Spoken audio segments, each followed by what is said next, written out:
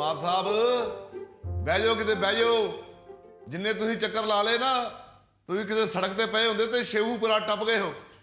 ओ बाबर चाचा, पेट में कुछ गड़बड़ हो रही है। लगता है दोपहर के खाने में कुछ बदहतियाती हो गई है, इसलिए चहलकदमी कर रहा हूँ। हाय क्या खाया था, मटन पुलाव या कोरमा? नहीं बट चाचा, कोरमे या पुलाव की तो नौबत ही नहीं आई। वो चाची जान ने ईद से एक दिन पहले शोरबे वाले काले चने बनाए थे, बस वही चलते आ रहे हैं। हाय ਇਹ ਸੂਰਤ ਹਾਲ ਵੇਖ ਕੇ ਤੇ ਨਵਾਬ ਲਤੀਫੀ ਦੇ ਵੱਡਿਆਂ ਦੀ ਰੂਹ ਤੜਪ ਰਹੀ ਹੋਣੀ। ਕਿੱਥੇ ਸਲਤਨਤ ਦੇ ਨਵਾਬ ਤੇ ਕਿੱਥੇ ਵੱਡੀ ਤੇ ਕਾਲੇ ਚਣਿਆਂ ਦਾ ਸ਼ੋਰਬਾ। ਓਏ ਹੋਏ ਹੋਏ, ਅਸੀਂ ਤੇ ਸੁਣ ही नहीं सकते। एक मिनट बाबर साहब, एक मिनट। लेकिन मुझे तो लतीफी साहब के घर से गोश्त भूनने की खुशबू आ रही थी। बट तेन ते चार चफेरे गोश्त भुनन दी खुशबू आंदी है। तू तो दुनिया ते गोश्त ही खाना है, होर तेरा मकसद ही कोई नहीं। हाय तू केड़ा अक़वामे मुत्तहिदा दे इजलास दी सदारत करनी हुंदी। बाबर चाचा, आपकी दुकान में कोई हाजमे की फकी नहीं पड़ी होगी? हाय हाय हाय, कल्ली कल्ली जान दुख लख ते करोड़ वे चने खान वाले लाला चक्कर होर वे माड़ी माड़ी जान। नवाब साहब, ये नहीं हजम होने, होर चक्कर ला लो।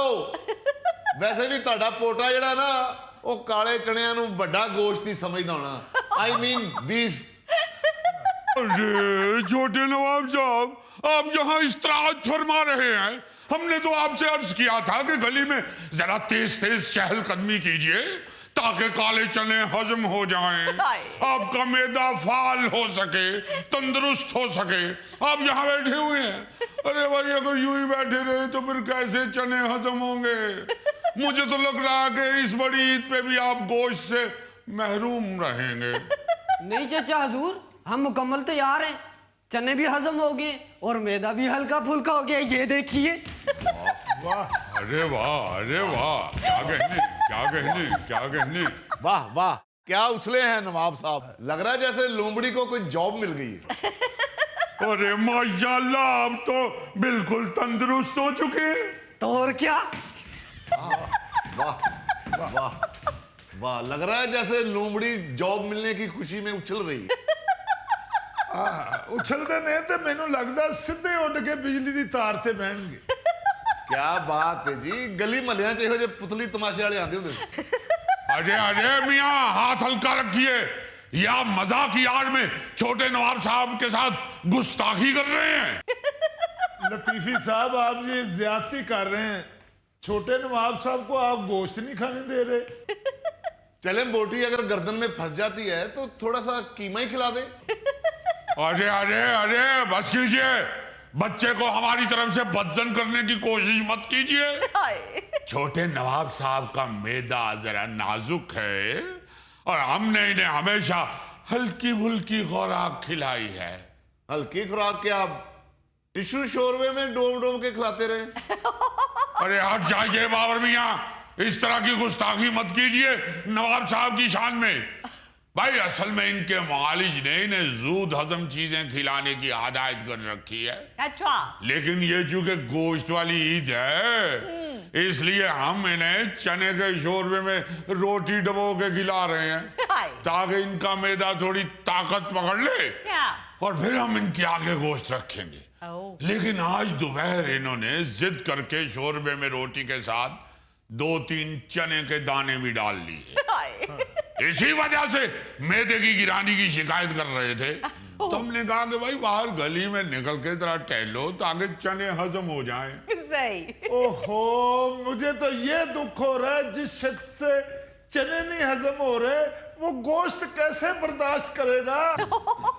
अरे बट भी यहाँ, अगर तुम्हें इतना ही दुख हो रहा है छोटे नवाज साहब को गोश्त ना खिलाने का, तो मंगवाओ अपने घर से भुना हुआ गोश्त। हम भी देखते हैं कि आपको छोटे नवाब साहब के गोश्त खाने की कितनी चाहत है। लो जी बट साहब, तानू बड़ी तड़फनी लगी सी नवाब साहब दे गोश्त ना खाण दी। मंगा लो हुण घरों गोश्त, जे तुहाडे उत्थों बचिया कुछ। जबरदस्त। इसका मतलब है चचा हजूर आज हम भी गोश्त खा सकते हैं। अरे क्यों नहीं मेरे चांद, अभी मंगवाते हैं बटमी अपने घर से गोश्त। उससे पहले हम थोड़ा सा रेशा तोड़ के तो आपको खिलाएंगे। अगर आप गोश्त के चंद रेशे बर्दाश्त कर गए तो फिर इंशाल्लाह आपको पूरी बोटी भी खिलाई जाएगी। वाह वाह वाह। भाई हमें इससे ज्यादा क्या खुशी हो सकती है कि हमारा बच्चा गोश्त खाए। आखिर नवाब ही तो गोश्त खाते हैं। अगर नवाबों ने गोश्त नहीं खाना तो फिर भला और किसने खाना है? वैसे छोटे नवाब साहब, एक चप्पल कबाब आप कितने दिन में खा लेते हैं? अरे क्यों नजर लगानी है? आप क्यों पूछ रहे हैं चप्पल कबाब का? वो लतीफी साहब, आपकी बहू ने आज चप्पल कबाब बनाए ना, इसलिए सुला मार रहा था। आज तो मंगवाइए, कहिए बिटिया रानी को कि भेजे पूरा चप्पल कबाब, रखिए नवाब साहब के सामने। अगर महीना खत्म होने से पहले पहले नवाब साहब ने पूरा चप्पल कबाब खत्म ना किया तो तब कहिएगा। पूरा महीना लगेगा? ये चप्पल को आप खुआना है या कमरा प्लास्टर कराना है? अरे हम नवाबों को अपनी सेहत का भी ख्याल रखना पड़ता है। नवाब साहब थोड़ा सा चप्पल कबाब खाते हैं, उसके फिर 8-10 चक्कर लगाते हैं, फिर थोड़ा सा और खाते हैं, फिर 8-10 चक्कर लगाते हैं। कोई नवाबों के अपने उसूल होते हैं, आपकी तरह थोड़ा ही है। ये भट्ट भाई तो जो चीज हाथ में आती है बगैर देखे मुंह में डाल लेते हैं। इनको तो रिश्तेदार अपने घर में नहीं घुसने देते, लोगों के बच्चों के खिलौने खा आते हैं। बस बस बस लतीफी साहब, गुस्सा ना करो। मंगाने लगे ने भट्ट साहब, करो गोश्त मंगाओ जी। भट्ट साहब भुजिया गोश्त मंगाओ। ਕਿਹੜਾ ਭੁਜਿਆ ਗੋਸ਼ਤ? ਅਸੀਂ ਤੇ ਅਜੇ ਖਾਣਾ ਹੀ ਨਹੀਂ ਬਣਾਇਆ। मैं तो नाश्ता भी सवेरे दही ते कुलचे दे नाल कीता। अभी मुकद्दस आएगी, खाना बनाएगी, फिर जाके हमें कहीं नसीब होगा। लो जी लतीफी साहब, खा लो तुसी भट्ट साहब दे घरों भुजिया गोश्त। भट्ट साहब दे घरों ते खाण वाली चीज मंगाउणा एडा मुश्किल है जिन्ना IMF कोलों कर्जे दी किश्त लेना। नवाब साहब, हमने हंडिया चढ़ा दी है, आकर मसाला चेक कर लीजिए। घूंघट निकालिए। अच्छा जी। वैसे ये हांडी का मसाला नवाब साहब चेक करते हैं? इन्हें खाना तो हमारे हाथ का ही पसंद है, मगर जब तक ये मसाला चेक न कर ले इन्हें तसल्ली नहीं होती। वाह। तो भाई इसमें क्या मजायका है? मसालों का तालमेल एक नवाब से बेहतर किसे मालूम हो सकता है? आप माशाल्लाह पढ़ी लिखी बच्ची हैं भाई। पूरी दुनिया में मसाला जात की मशहूरी हम नवाब लोगों की वजह से ही तो है। हमारे बुजुर्गों के दस्तरखान की दास्तानें सुन के भाई ये पुर्तगेजी, वलंदेजी, अंग्रेजी ये सब एशिया पहुंचे थे। यकीन ना आए तो आप तारीख पढ़ के देख लीजिए। अच्छा। ਜ਼ਾਹਿਰ ਹੈ ਜੀ ਨਵਾਬ ਜੋ ਹੋਏ ਇਹਨਾਂ ਦੇ ਮਸਾਲੇ ਤੇ ਜੰਗਾਂ 'ਚ ਇਸਤੇਮਾਲ ਹੁੰਦੇ ਸੀ। ਜੀ ਜੀ ਜੀ ਲਤੀਫੀ ਸਾਹਿਬ ਦੇ ਜਿਹੜੇ ਬਜ਼ੁਰਗ ਸਨ ਨਾ, ਵੱਡੇ ਨਵਾਬ, ਮਹੱਲੇ 'ਚ ਕਿਤੇ ਸ਼ਾਦੀ ਵਿਆਹ ਕੋਈ ਫੰਕਸ਼ਨ ਹੋਣਾ, ਹਥਿਆਰ ਲੈ ਕੇ ਪਹੁੰਚ ਜਾਂਦੇ ਸਨ। ਖੁਦ ਉੱਥੇ ਦੇਗਾਂ ਪਕਾਉਂਦੇ ਸਨ, ਖੁਦ ਮਸਾਲੇ ਚੈੱਕ ਕਰਦੇ ਸਨ। ਜੇ ਮਸਾਲੇ ਠੀਕ ਹੁੰਦੇ ਸਨ ਤੇ ਫਿਰ ਫਤह ਦਾ ਐਲਾਨ ਕਰਦੇ ਸਨ। बाबर मियां ये क्या हॉल फॉल बक रहे हैं? ऐसे मत कहिए, ये ना हो कि अभी यहां भी जंग शुरू हो जाए। ओफो, आप छोड़िए इनको, अंदर आकर मसाला चेक कीजिए, कहीं जल ना जाए। घूंघट निकालिए, हद हो गई है। चलिए अंदर। चलिए। आने से पहले एक दफा खांसी जरूर किया करें। ਉਹ ਛੋਟੇ ਨਵਾਬ ਸਾਹਿਬ ਉਠੋ, ਚੱਕਰ ਸ਼ੱਕਰ ਲਾਓ, ਅੱਜ ਤੇ ਫਿਰ ਕੁਰਬਾਨੀ ਦਾ ਗੋਸ਼ਤ ਖਾਣਾ ਹੈ। ਵਾਹ ਜੀ ਵਾਹ ਚੁਗਤਾਈ ਸਾਹਿਬ, ਮਜ਼ਾ ਆ ਗਿਆ ਕੁਰਬਾਨੀ ਦਾ। ਆਹਾ ਕਿੱਡਾ ਸੋਹਣਾ ਜਾਨਵਰ ਕੀਤਾ ਜੇ। ਮੈਂ ਤੇ ਤੁਹਾਡੀ ਚੁਆਇਸ ਦਾ ਫੈਨ ਹੋ ਗਿਆ। बस जी मोहब्बत है आपकी। बस जो किस्मत में होता है वही होता है। हमारी किस्मत में ये बैल लिखा था जो हमें मिल गया। ਹਾਏ ਹਾਏ ਨਹੀਂ ਜੀ ਨਹੀਂ, ਕੀ ਬਾਤ ਹੈ ਚੁਗਤਾਈ ਸਾਹਿਬ ਦੀ ਨਜ਼ਰ ਦੀ। ਜਾਨਵਰ ਤੇ ਇੰਜ ਪਛਾਣਦੇ ਨੇ ਜਿਵੇਂ ਸਿਆਣਾ ਬੰਦਾ ਆਪਣੇ ਰਿਸ਼ਤੇਦਾਰ ਨੂੰ ਨਹੀਂ ਪਛਾਣਦਾ। बाबर भाई। ਯਾਰ ਐਡਾ ਸੋਹਣਾ ਜਾਨਵਰ ਆਪਣੇ ਨਾਲੋਂ ਉੱਚਾ ਕੀਤਾ।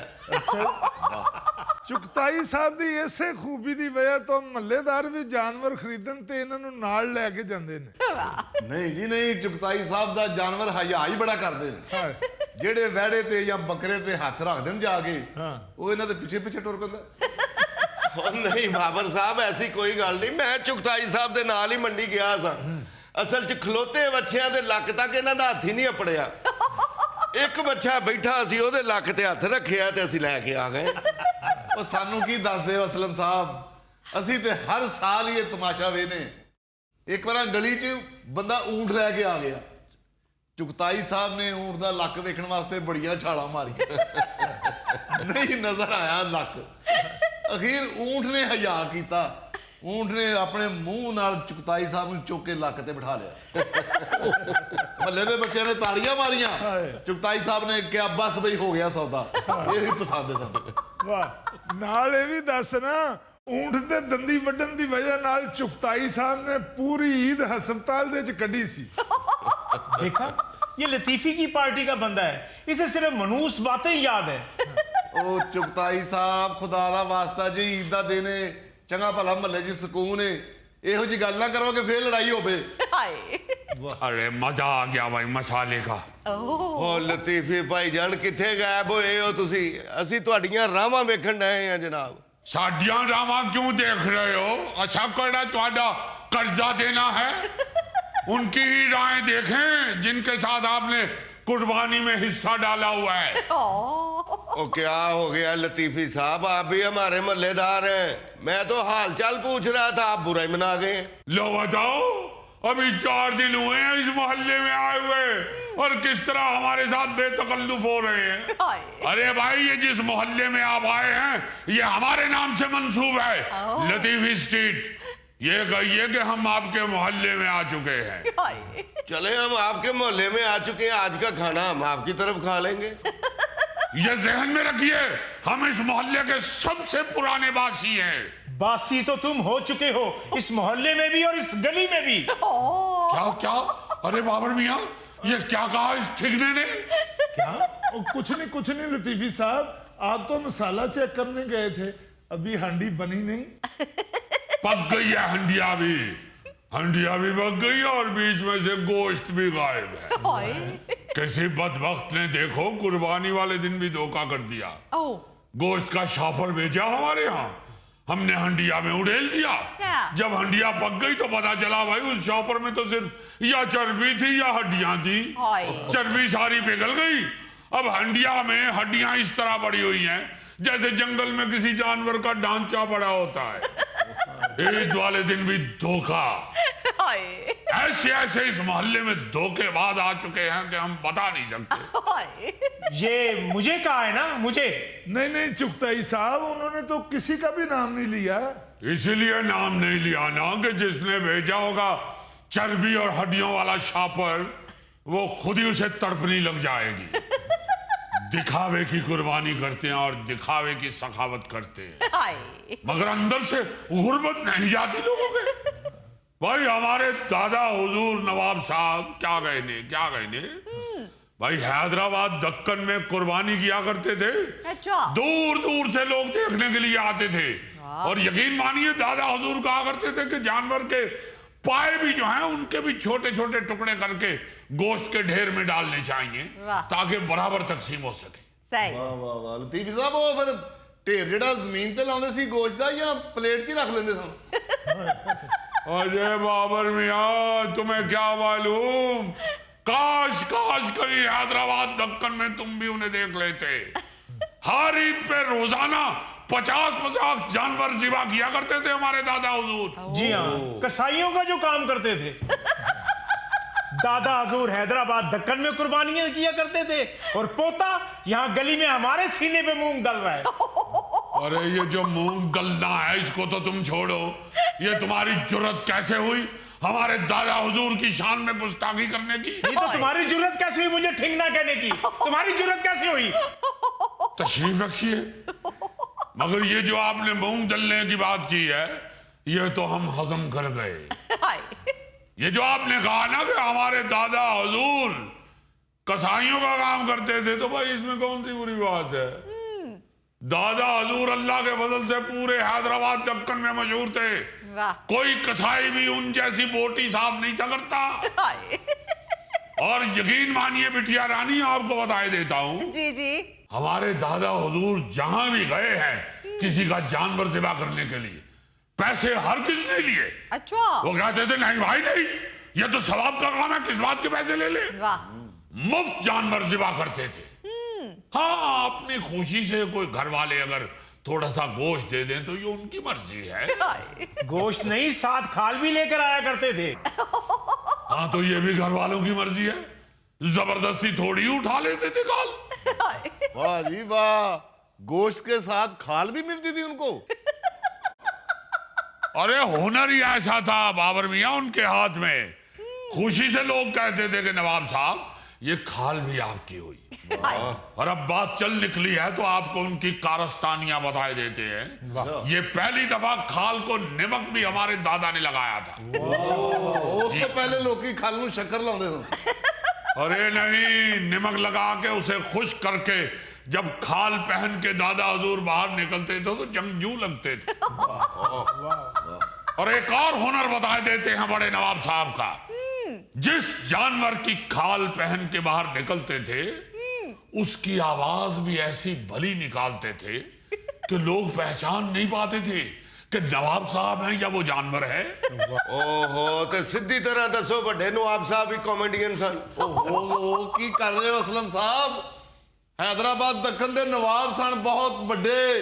तो और क्या, हैदराबाद दक्कन के मालिक थे वो, पूरी रियासत के। कसाईयों का काम तो वो स्वाब के तौर पे करते थे। तो लतीफी साहब, ये बड़े नवाब साहब जो कुर्बानी के जानवर ज़िबा करते थे, ये छुरी से ही करते थे या उधर भी तलवार ही निकालनी पड़ती थी? अरे मियाँ, आपको तो मालूम है कि नवाबों के हथियार तो तीर तलवार ही होते हैं। ऐसी तेज तलवार होती थी दादा हुजूर के पास कि जब वो कुर्बानी के जानवर पे फेरते थे तो जानवर उल्टा ऐसे महसूस करता था कि जैसे उनको सहलाया जा रहा है। और आप यकीन मानिए, ऐसी ईमानदारी से उन्होंने ये काम किया कि लोग जानवर आके उनके घर छोड़ जाते थे कि भाई खुद ही सेवा करके खुद ही गोश्त बांट लीजिएगा। कभी एक बोटी नहीं रखी नवाब साहब ने, सारा बांटा। इन लोगों की तरह नहीं कि गोल बोटियां घर में रख ली और चर्बी और हड्डियां तकसीम कर दी। ये मुंह और मसूर की दाल 35 साल हो गए इस गली के अंदर रहते हुए, और ये इसी तरह के बस फजूल से नवाबी किस्से सुनते हुए। यही नवाबी किस्से सुन सुन के आपको ये मूंग और मसूर की कहावतें याद हुई हैं। वरना जब हम नए नए आए थे तो हमें याद है अच्छी तरह, ज्यादा से ज्यादा हर दूसरी बात में आप यही कहा करते थे, कोयलियां दी दलाली विच मुंह काला। या ज्यादा से ज्यादा ये फरमा देते थे, जात दी कोट किल्ली ते शतीरा नु जप्फे। आप गुस्सा ना कीजिएगा, आपको हमने शतीर कहा है। तो फिर कोर किल्ली किसको कहा आपने? किसको कहा है? किसको कहा है? देखिए, बता, कोर किल्ली किसको कहा है? अब इनको रोकी, आप हंस रही हैं। वैसे ईद त्योहार के मौके पर तो प्यार मोहब्बत से गुजारे लतीफी साहब। आप देखिए, ये कोई कोट किल्ली लगते हैं? हमने किस लिए कहना है इन्हें कोट किल्ली? तो फिर किसको कहा है? आप बता दीजिए किसको कहा है। हमने तो भट्ट को कहा है। अब बैजा चुगताई साहब इधर आ गए, उन्होंने मेनू किया है। मुझे बच्चा समझते हो? इतनी मोटी कोट किल्ली होती है? भाई ये कोट किल्ली को यूरक से डुआ हुआ है। ओ बैजो चुगताई साहब, एडी मोटी नहीं हुंदी ते एडी छोटी भी नहीं हुंदी। ठहर जाओ यार, ये बदतमीजी से बाज नहीं आता। आज बात करके रहूंगा मैं। चाचा हुजूर आप आ जाएं इधर, मैं देख लेता हूँ इनको। नहीं होती भाई, कर लो जो करना है तुमने। लो ए पे जे ना नवाबी। देखो छोटे नवाब साहब को गिरा दिया। उठिए उठिए उठिए, आप क्यों झगड़ा करते हैं? इधर बैठिए ना, बैठ जाइए। आपको मालूम है आपने पहले इतना वजन उठा रखा है, इसी रखिए। तो लतीफी साहब, आप छोटे नवाब पे इतना बोझ क्यों डालते हैं? क्यों उनको बटनों वाली कमीज पहनाते हैं? आप नवाबों की औलाद हैं, आपको क्या जरूरत है इस तरह छिछोरों से लड़ने की? गली मोहल्ले में क्यों अपनी जान को जाया करना चाहते हैं? भाई कहीं दो रियासतों के दरमियान अगर जंग हुई तो आप वहां पे काम आएंगे। ये छोटे नवाब साहब रियासत की जंग में तलवार घुमाते हैं या पानी पिलाते हैं? नवाब साहब, आपको बहुत बहुत मुबारक हो। हंडिया में से एक बोटी मिल गई है। क्या? वाह जी वाह, फिर आज रात का खाना हम सबका आपकी तरफ है। ਸੁੱਤੇ ਪਈਆਂ 'ਚ ਬੱਕਰਾ ਵੇਖੀ ਜਾਂਦੇ ਕਿਸੇ ਵੇਲੇ ਗੁੱਸੇ 'ਚ ਅੱਬਾ ਵੀ ਕਹਿ ਦਿੰਦਾ ਉਹ ਸੌਣਾ ਕਿ ਤੈਨੂੰ ਵੀ ਉਹਦੇ ਨਾਲ ਹੀ ਬੰਨ੍ਹਣਾ ਵਾ।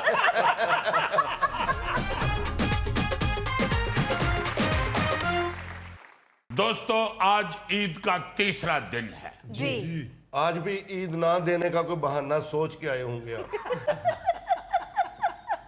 यानी माशाल्लाह माशाल्लाह नाना अबू बन चुका है और अभी भी ये सिर्फ ईद लेनी चाहता है, देनी किसी को नहीं चाहता। ओ भाई इस ईद पे सिर्फ गोश्त मिलता है, पैसे नहीं मिलते। अब भाई जी मेरी बात तो पहले सुन लो, मैं याद माजी में आपको कुछ बताना चाह रहा हूँ। अच्छा ईद का तीसरा दिन है और किसी को नहीं पता कि ईद आगे केड़े पास लंघ भी गई है। हाँ हाँ लंघ भी गई है ना जी। मुझे अपने बचपन की ईदें याद हैं। जी जी मैं हैरान होता हूँ कि हम वाकई ईद मनाया करते थे और मुझे लगता है कि पुराने वक्तों की ईदें इसलिए भी याद रहती थी क्योंकि उनमें हम का लफ्ज इस्तेमाल किया जाता था। हाँ जी यानी गुफ्तगू में, आप प्रोग्रामिंग में, मंसूबे बनाने में, अपना पूरा शेड्यूल बनाने में हम का लफ्ज ज्यादा होता था। सही मैं की तकरार कम होती थी। वाह वाह। इसलिए हम सब जब मिलके ईद मनाते थे तो यादें भी वैसी ही खुशगवार होती थी। वाह वाह वाह। अच्छा पहले वक्तों में कुर्बानी एक इज्तमाई त्यौहार हुआ करती थी। जी गली के हर घर में एक जैसा माहौल होता था। बच्चे एक दूसरे के जानवर देखने जाते थे, गलियों में शोर मचाते थे। जी किचन जो होते थे घरों के वो जंगी मोर्चों में बदल जाते थे। खवातीन एक दूसरे से बर्तन उधार लेती थी। अच्छा हर घर के मर्द हजरात अचानक मवेशी एक्सपर्ट बन जाते थे। पूरे एतमाद से ऐसे ऐसे मशवरे देते थे जैसे कोई ऑक्सफोर्ड से बकरा टेक्नोलॉजी में पीएचडी कर रखी हो। हाँ हाँ ऐसे ही जाते आते ना जी एक दूसरे के घरों के अंदर जाग के यार तुहाडा बकरा मैनू जरा ढिला ढिला लग रहा है। कोलों घर वाला दस दिंदी भाई जी बकरा नहीं मेरे चाचा जी पिंडों आए ने। मतलब बड़ा मजा आता था एक दूसरे के पास जाके एक दूसरे से मिल गिल के ईद की खुशियां मनाई जाती थी, ईद की गुफ्तगू होती थी, ईद की तैयारियां होती थी। जी अब सारा कुछ लपेट के ना जी हाँ जी तो हमने मोबाइल फोन के अंदर फेंक दिया। हाय हाय बिल्कुल। अब तो बकरों की कुर्बानी की तस्वीरें स्टोरियां बना बना के सोशल मीडिया पे ही लगाई जाती हैं। हाँ जी बिल्कुल। अपने अपने घरों में बैठ के ही ना जी सोशल मीडिया के साथ ही ईद मना रहे होते हैं। हाँ जी कोई बाहर निकल के नहीं वेखदा कि यार कल नालदियां दा बच्चा नस गया सी, पता तो करिए वापस फड़िया गया कि नहीं। उस वक्त तो जब कुर्बानी होने लगती थी तो सारा मोहल्ला उनके घर पहुंच जाता था, यार इन्हां दा बच्चा है, आओ यार सारे रल के जाके बच्चा करवाइए, बच्चा तगड़ा है, अच्छा। किधरे को हर्ज मर्ज ना हो जावे। हाय अब तो ना वो प्यार मोहब्बत है, ना खुलूस है, ना एक दूसरे के साथ वो अटैचमेंट रही है। हाँ जी अमान से किसी वक्त तो ये मोबाइल फोन जो है ना जी ये मुझे दुश्मन लगना शुरू हो गया। हाय बिल्कुल मैं कहता हूँ कि यार इसने सारा प्यार ही छीन लिया, हाँ इसने सारा खुलूस ही खत्म कर दिया। बिल्कुल। ये क्या किया इस टेक्नोलॉजी ने। ईमान से अब तो बाहर जाते जाते ना जी आप सिर्फ घर के आगे सिर्फ इतना ही देखते हैं कि किसी ने बकरा बन्ने या कि नहीं। हाँ जे किसी बन्ने भी होया तो ओनू की वो अपने मोबाइल नाल खेड़दा खेड़दा ही घर वड़ जा। हाय अरे अजीजी साहब गली में किसी दूसरे का बकरा छतरा बंधा होता था तो अपने बकरे को चारा जब डालते थे तो दूसरे को भी डालते थे मोहब्बत से कि सवाब होगा, ये कुर्बानी का जानवर है। नहीं बाकी लोग तो बेचारे सवाब के तौर पे नालदियां दे बकरे नूं भी पट्ठे खुआंदे सन, मगर मिर्जा साहब मुझे यकीन है कि आप हमसायों के बकरे को सिर्फ इसलिए पट्ठे डालते थे कि साडे अल गोश्त अच्छा पेश अजीजी ये भी एक चेंजिंग आई है वक्त के साथ साथ कि पहले कहीं कहीं वैड़ा होता था बाकी सारे बकरे ही होते थे। क्या अब फैमिली बढ़ गई है, आबादी बढ़ गई है, अब कहीं कहीं बकरा होता है सारे वैड़े ही होते हैं। जी जी इधर भी आप देख लें 4 वैड़े बजे ने विच इको बकरा है। ओ जी वैड़ा इको ही है और अपना नुकर ते बजा है। ए 3 बकरे ने ए ते सील कुकड़ मंगाया है यखनी वास्ते। यार कहने का मतलब यह है कि पहले कुर्बानी में खुलूस ज्यादा होता था। अब ये वाला मुकाबला होता है कि किसका बकरा या किसका बैल सोशल मीडिया पे ज्यादा व्यूज ले गया। हाँ जी बिल्कुल। पहले मवेशी मंडी जाना एक तारीखी मुहिम होती थी। अच्छा। घर से 3-4 तगड़े तगड़े बंदे निकलते थे, चलो यार ये मंडी वेड़ा लैन चले हैं। साथ हमसाए के किसी चाचे ताए को भी ले जाना, अच्छा। या किसी चलाक जे बंदे नु ले जाना, यार इनू बड़ी पहचान जे इनू लेके चलो। हाँ। या कहते थे कि यार भा करान च बड़ा एक्सपर्ट जी, हाय। ये बहुत सस्ता जानवर लेके आते हैं। हाँ। अच्छा, जब वापस आते थे जानवर खरीद के तो उन तीनों चारों के पास एक बैल या एक बकरा होता था पकड़ा हुआ। अच्छा। साथ इतने सारे पट्ठे पकड़े होते थे, तो विचों 1-2 बंदियां दी जूती टूटी होती यानी मंडी में इतना चिक्कड़ और गारा होता था कि जो भी टोला जाता था ना जानवर लेने के लिए, जी जी। वापसी पे एक अद्धे बंदे दी या जूती टूटी होती सी, तो या किसी दा बेचारे दा ना जी जूती दा एक पैर गारे च किधरे गवाच गया होता। अच्छा, बच्चों का भी यही हिसाब है। आप देखो ना, बच्चों का हिसाब लगा लो। पहले वाले बच्चे बच्चियां मासूम होते थे, बकरे से बड़ा प्यार करते थे, जैसे कोई नया भाई या नया जी घर में आ गया, उसे नहलाते खिलाते सजाते थे, उसका नाम रख देते थे। मतलब पहले ना जी 1.5 महीना पहले हमारे बचपन में हर बंदा जानवर जरूर खरीद लेता था। हर बंदा ना से 80% लोग जानवर काफी दिन पहले खरीद लेते थे, और जानवर के साथ इतने मानूस हो जाते थे कि उसका कोई ना कोई नाम रख लेते थे। अच्छा। और जब उसकी कुर्बानी होती थी तो परे नुक्कर में को बच्चा रो रहा होता, इन्होंने बिल्लू को छुरी फेर दी है। कोई कह रहा होता था कि मेरा राजू हलाल कर दिया। अजीजी साहब, असल कुर्बानी भी वही है जिसको कुर्बान करते हुए आपके आंसू निकल जाएं, महीना महीना दुख ना भूले। प्यारी चीज कुर्बान करने का नाम ही कुर्बानी है। हाय हाय हाय हाय, ये छोटी छोटी चीजें बड़ी प्यारी लगती थी। छोटी तो नहीं है, बड़ी अहम चीजें हैं। हाँ जी। कि कुर्बानी जो है, ये इसार कुर्बानी, अपनी सबसे प्यारी चीज कुर्बान। होय होय होय। अब तो हर चीज बदल गई है, बच्चों को परवाह ही नहीं होती, ना कोई इंटरेस्ट होता है जानवर में। और थोड़ी देर है में बच्चे खेलते हैं बकरे के साथ, फिर अपने अपने कमरों में घुस के सो जाते हैं। हाँ जी। मुझे याद है हमारे बचपन में जो बच्चे होते थे ना जी घर के, जी जी। वो सोते भी बकरे के पास थे। हाँ हाँ, जहाँ बकरा बंधा हुआ है ना सहन में, उसके करीब कहीं 4 पहियां बिछा लेते वाह जी वाह। ते सुते पहिए जो बकरा वेखी जाते। किसी ने गुस्से चब्बा भी कह दिंदा, यो सौना कि तेनू भी ओदे नाल ही बन्नना वा। टोगा तो कुर्बानी करता है, ऐसी करता है कुर्बानी। ओए होए होए, कागज ते पेंसिल नाल बकरा बना के ना ते ओदी धौण तो कागज फाड़ दिंदा है। कुर्बानी हो गई, कुर्बानी हो गई।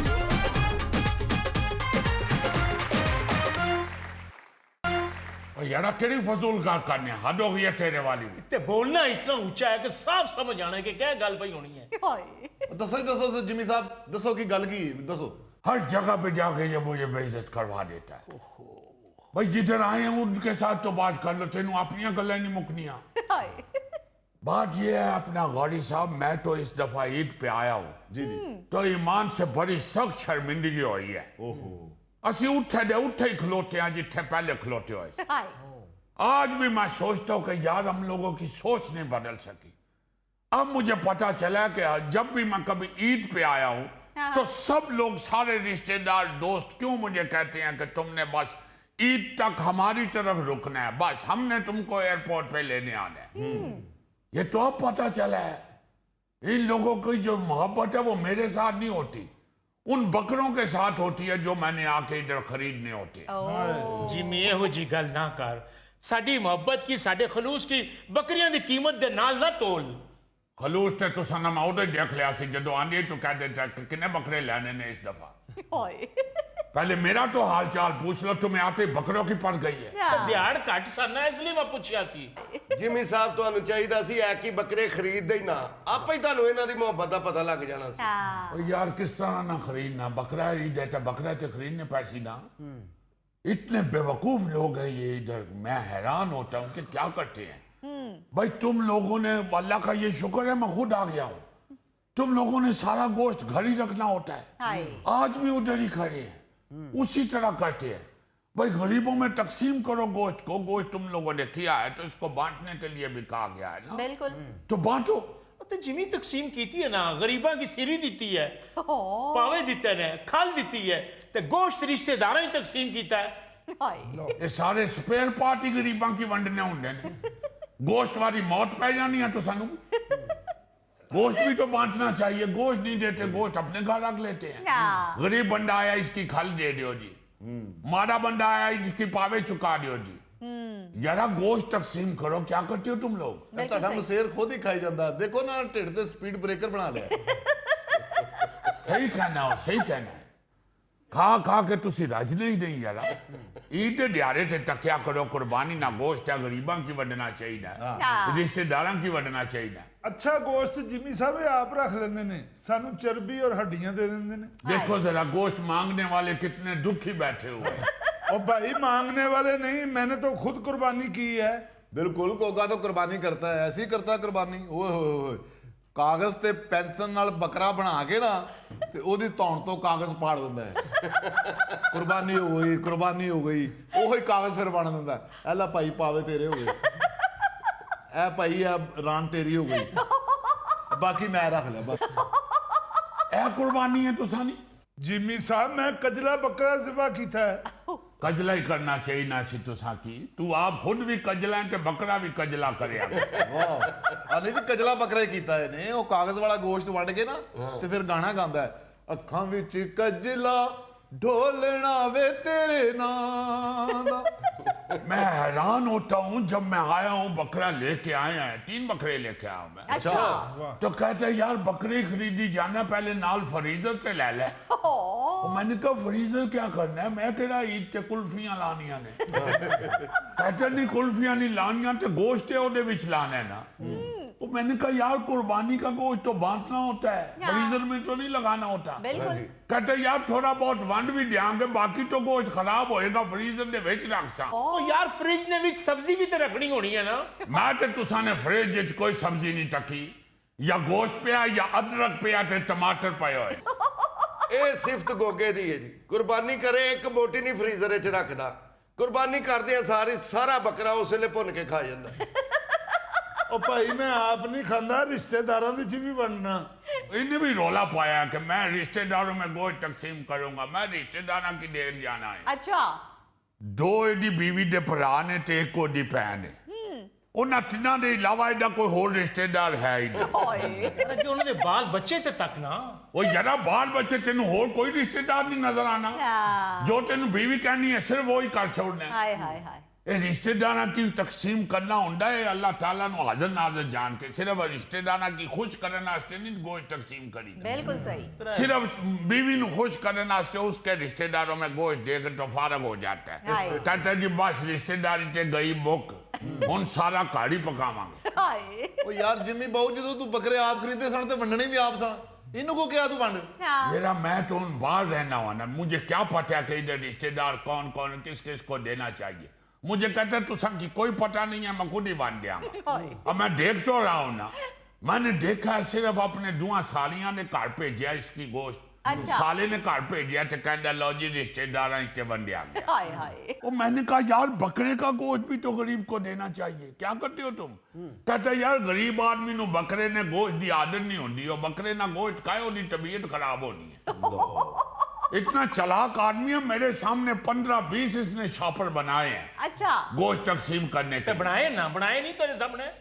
दसा उसा की दसा क्या कीता क्या कीता ही मैं? यारा गोश्त ने छापर बना के उन्होंने दे उत्ते नावां दियां चिट्टां लाइयां हुई हैं, हफीज, बशीर, सदीक, अमीन। मैंने कहा यार ये नाम मैंने तो नहीं कभी सुने। कहते तू ते बाहर होना है। मैं क्या हफीज कौन है? वो कोलो एडी बीवी ने दसिया साडा वड्डा मुंडा है। तो मैंने कहा सदीक कहती है हफीज तो छोटा है। सारे अपने बच्चियां दे नाम लिख के ते छापरां दे उत्ते लाए। हाय कहते हैं भी ते रिश्तेदार ही ने, ये रिश्तेदार नहीं, इन्हां नालों ज्यादा कौन रिश्तेदार है? ਇਹ ਤੇ ਉਹੀ ਗੱਲ ਹੋ ਗਈ ਨਾ, ਅੰਨਾ ਵੰਡੇ ਸ਼ਰੀਨੀਆਂ ਪਹੁੰਚੂ ਆਪਣੀਆਂ ਨੂੰ। हाय यारा वो साडा खून नहीं। निकी पता है जेड़ा तेरा खून है, इसके 2 साल कुर्बानी में काम कर रहे थे। अच्छा हाथ बटा रहे थे वो बकरे ज़िबा करने में। हाँ। उनके कपड़ों को कुर्बानी के बकरे का खून लगा हुआ था। हाँ। उन्होंने गोश्त दे रहे हैं। मैं कहो कौन है ते को बकरे दे खून वाल इशारा करके कह रहा है ये भी साडा खून है, ये भी साडा खून है, ये भी साडा खून है। सारियां की 2-2 3-3 किलो गोश्त छापड़ा च पा के ते वंडिया इस बंदे। हाय हाय इसलिए एक बंदे नु गोश्त दिता, उहदे कपड़ियां नु कुर्बानी वाला खून नहीं से लगा है। मैंने कहा इसको क्यों दे रहे हो, ये तो हमारा खून नहीं है। आगे से कहता है कोई गल नहीं, एदा खून सफेद हो गया तो सानू ते ख्याल करना चाहिए। ओ यार जिमी क्यों तू सड़न कुड़न डे है? इथे 90% लोग इस तरह ही करते हैं। हाँ जिसके साथ इस बंदे को काम पड़ता है ना, उसको सिर्फ देता है कुर्बानी का गोश्त। मीटर रीडर को गोश्त दिया इसने हाय मेरे सामने। मैं कहे ना तेरा रिश्तेदार है, ना तेरा महल्लेदार है, ना ये तेरा दोस्त यार है, हाँ। ना ये गरीब है, नवे मोटरसाइकिल ते फिर है। हाय आगे से कहता है यार इसने हर महीने मीटर रीडिंग करना आना होता है, इसकी कुर्बानी ना गोश्त दियो तो फिर बड़ा फायदा होना है। 70 80 हज़ार तुसा ना बिजली का बिल आना सी, हालांकि तुसी रहंदे नहीं हो, हुन बिजली का बिल आना है सिर्फ 10,000 रुपया आना है। हाय देखो ना जरा, कुर्बानी का गोश्त भी रिश्वत के तौर पे तकसीम करता है। तौबा बस जिमी साहब लोग समझते नहीं, कुर्बानी का गोश्त गरीबा मस्कीना का हक हुंदा है। ये लोग नहीं समझते थे, तू ही मेहनत करके अमीर हो जा। ਉਹ ਮੈਂ ਗਰੀਬਾਂ ਮਸਕੀਨਾਂ ਦੀ ਗੱਲ ਕਰ ਰਿਹਾ, ਫੇਰ ਤੂੰ ਮੇਰੇ ਵੱਲ ਹੋ ਗਏ ਆ। ਤੇ ਤੂੰ ਕਿਹੜਾ ਮਰਸੀਡੀਜ਼ ਤੇ ਆਨਾ ਸ਼ੋ ਕਰਨ ਵਾਸਤੇ?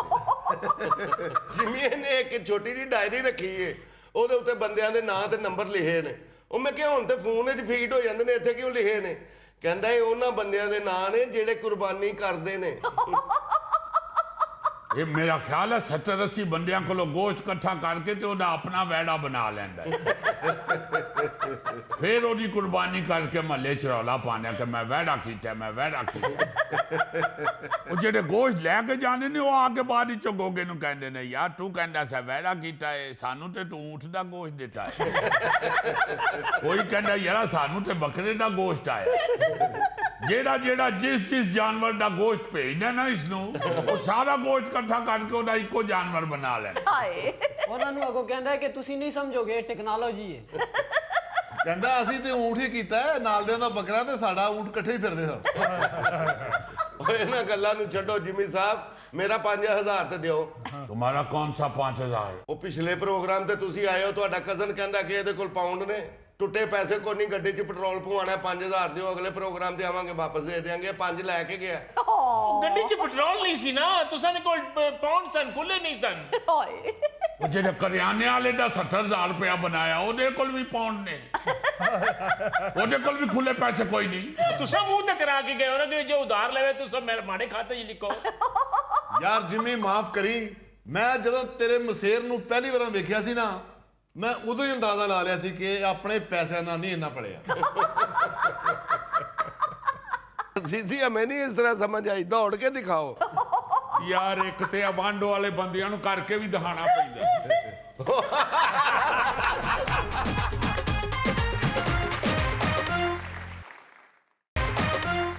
ਨਾ ਯਾਰੀ ਨੀ ਮੈਂ ਡਰਦੀ ਰੱਬ ਰੱਬ ਕਰਦੀ ਤੇ ਲੋਕੀ ਕਹਿੰਦੇ ਛੁਈ ਮੁਈ ਮੁਈ ਵਾਹ ਵਾਹ ਵਾਹ ਵਾਹ ਵਾਹ ਯਾਰ ਅਜ਼ੀਜ਼ੀ ਤੂੰ ਚੰਗਾ ਭਲਾ ਹੋਣਾ ਸਭ ਸਾਡੇ ਹੱਥਾਂ 'ਚ ਹੀ ਡਾਂਸਰ ਹੋ ਗਿਆ।